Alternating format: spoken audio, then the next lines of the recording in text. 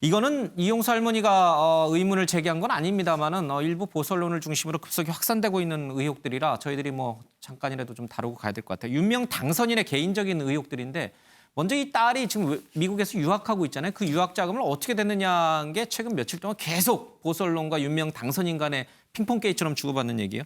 요정 기자, 이 딸의 유학비 관련해서 어제 윤명 당선인이 한 매체에 나와서 얘기를 한 것 같은데 좀 내용을 정리를 한번 해주세요. 네, 가장 큰 의혹은 이 배상금으로 유학비를 충당했다. 남편의 배상금? 네, 이런 얘기를 했는데 여기서 또 의혹이 하나가 제기되죠. 배상금을 받은 건 2018년인데 딸이 유학을 간 건 2016년이지 않느냐. 어떻게 2018년 받은 배상금으로 2016년 유학비를 냈냐. 이 의혹이 이제 추가로 제기됐던 건데요. 여기에 대한 해명이 있었습니다. 이 윤미향 당선인은 2016년에 딸이 이제 미국으로 갔을 때는 일리노이주에 이 비학위 유학을 간 겁니다. 거기서 이제 다른 대학원을 가기 위한 준비를 하는 과정을 공부를 했다라고 설명을 했는데 여기서의 이 1년 과정은 전액 장학금이었다라고 얘기를 했습니다. 그리고 이 전액 장학금으로 이 준비를 해서 이 UCLA로 간 거는 2018년이 맞다. 그리고 2018년부터 2년 과정의 대학원 과정을 지금 밟고 있는 상황인데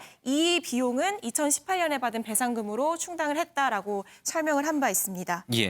그러면 이제 미국은 여름 이제 가을 학기가 이제 첫 신학기가 시작되는 거니까요. 2016년 9월에 1학기가 시작되니까 2016년 9월부터 2017년 9월까지는 장학금을 받았고 그 다음 연도인 2018년 9월부터 남편의 간첩 관련된 배상금, 보상금으로 학비를 준 것이다. 네, 그렇습니다. 이 당시에 일리노이 같은 경우에는 뭐 기숙사 비용까지. 그러니까 사실 유학이라 그러면은 장학금, 그러니까 이 등록금뿐 아니라 미국 체류 비용도 굉장히 많지 않습니까? 그래서 또 다른 의혹도 제기됐었는데 이에 대해서도 이 학비와 기숙사 비용까지 모두 다 받는 장학금을 수령했다라고 설명한 바 있습니다.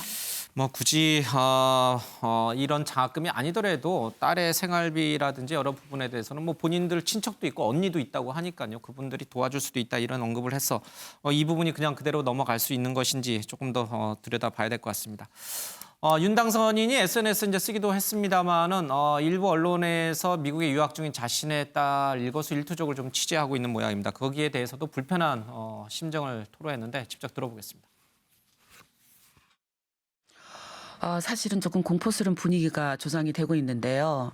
어제 아침에 가장 아침에 저를 깨웠던 문자는 미국에서 딸의 친구가 보내준 문자였어요. 일보 기자에게서 접촉이 왔는데 제 딸이 자동차를 뭘 타고 다녔느냐, 집은 어디에서 살았느냐, 놀며 다녔느냐. 이런 걸 물었다라는 거예요. 그러니까 친구들에게 오히려 미안한 마음을 갖게 하는 그런 일이 벌어졌고요.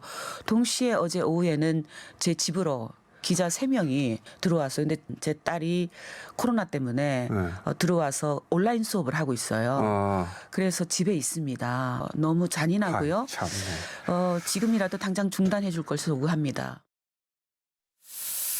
윤영걸 대표님, 지금 윤미향 당선인과 관련돼서 사실은 이제 정의기억연대 이용수 할머니가 문제 제기를 한 부분에 대해서는 언론이 이제 접근을 해서 취재를 하고 또 사실을 밝혀내야 될 그런 의무가 있으니까 그 부분은 용인할 수 있겠습니다만은 이 개인적인 사생활, 특히 딸의 학교까지 찾아가서 딸이 뭐 어떻게 사는지, 차를 갖고 다니는지, 뭐 좋은 음식을 먹는지, 좋은 집에서 사는지 이런 것까지 취재하는 건 어떻게 보세요? 취재 영역에 들어간다고 보세요? 그 언론이 이럴 때 항상 국민의 알 권리하고 취재원의 개인 프라이버시, 사생활 보호 이거 항상 상충되거든요.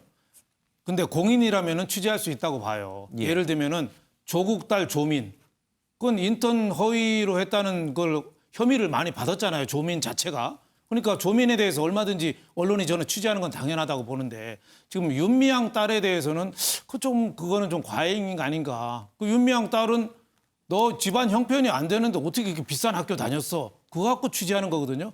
그건 좀 지나친 거 아닌가. 저는 그런 생각이 들어서 국민의 알 권리를 떠나서 좀 많이 언론이 좀 이 디테일한 사생활까지 들어갔다. 이런 생각이 들어서 좀 언론은 좀 과잉 취재했다는 저는 그걸 비판하고 싶고 또 윤미향 당선인은 피해자 코스프레로 저런 걸 언론에 자꾸 얘기하고 있거든요. 이것 때문에 나는 사생활 탈탈 털린다. 조국 심정을 알 것 같다. 이런 식으로 탈탈 털리는데 그걸 일거에 해결하는 방법이 딱 하나 있습니다.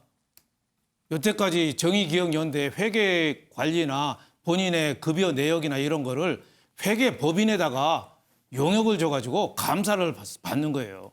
우리나라 감사 잘하거든요. 금방 끝납니다. 예. 그래서 모든 걸 해야지 국민들이 부부 연봉이 합쳐서 5천만 원이고 그 뭐 세금도 1년에 뭐 100여만 원밖에 안 내는데 그 UCLA 피아노 그 비싼데 1년에 학비 1억 드는데 어떻게 냈을까? 궁금증은 갖는 거예요. 그걸 빨리 풀려면은 뭐 간첩 혐의로 배상금 뭐 갖고 했다고 하는데 시기도 좀 안 맞는다고 또 얘기가 있잖아요. 회계 감사 빨리 받으시라고 저는 권하고 싶어요. 그러면은 국민들이 의혹 다 털고 오히려 윤미향 씨를 더 지원해 줄 수도 있다 이렇게 봅니다. 네. 배 교수님 어떻게 생각하세요? 윤미향 당선인은 공인이니까요. 자신에 관련된 의혹은 본인이 말끔하게 정리할 필요가 있다. 또 그리고 정리한다고 보고요. 특히 이제 정의연하면은 굉장히 진보적인 여성 운동 단체 아니겠습니까? 예. 그럼 이제 더욱더 도덕성이 필요하기 때문에 그 부분에 대해서는 뭐 계속해서 해명하지 않습니까? 불법은 횡령이라든지 뭐 자금 유용은 없었다. 개인적인, 예. 그리고 다수의 회계 기관의 검증을 받았다라고 얘기하니까 더 관련해서는 얘기가 나올 것 같고 그리고 이제 취재 관련해서는 언론기관은 취재할 권리가 있는 거죠.